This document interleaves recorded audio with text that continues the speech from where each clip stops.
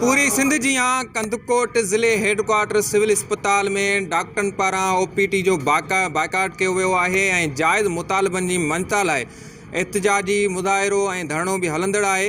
इन हवाले सां वधीक डॉक्टरनि खां मालूम कयूं था त हू हिन हवाले सां वधीक असांखे छा था ॿुधाइनि। हिन टाइम ते गवर्नमेंट अञा असांजा मुतालबे मञण में संजीदा न आहे। असांजा जेके जाइज़ मुतालबा आहिनि असां चऊं था हिकु मुल्क में ॿ निज़ाम न हुजनि। असां इन जी शदीद मज़म्मत कयूं था।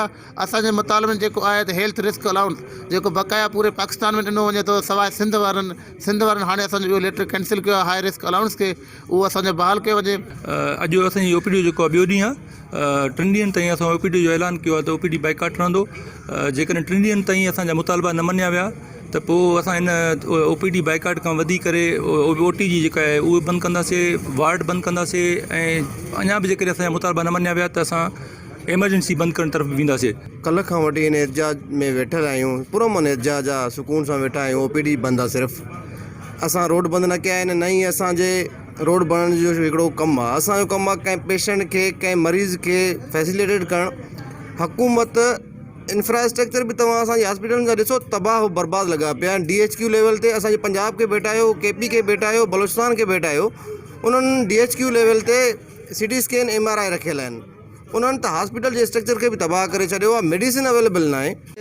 OPD के अॼु ॿियो ॾींहुं आहे, मुकमिल बाइकाट आहे ऐं मरीज़ वीचारा दरपदर आहिनि। असां सिंध गवर्नमेंट खे चऊं था त असांजा पैरामेडिकल जा डॉक्टर जा फौरी तौर जेके मुतालबा हल कया वञनि, रिस्क अलाउंस ॾिनो वञे, सर्विस स्ट्रक्चर बहाल कयो वञे ऐं जेके आहे सो असांजे दोस्तनि में पैरामेडिकल डॉक्टरनि में बेचैनी ख़तमु कई वञे। असांजे जेको आहे मुतालबा अॻु में बि असां चई चुका आहियूं। गवर्नमेंट असांखे टाल मटोल करे थी। हेल्थ रिस्क अलाउंस जेको असांखे ॾिए पई 4 महीना उहो कटे छॾे।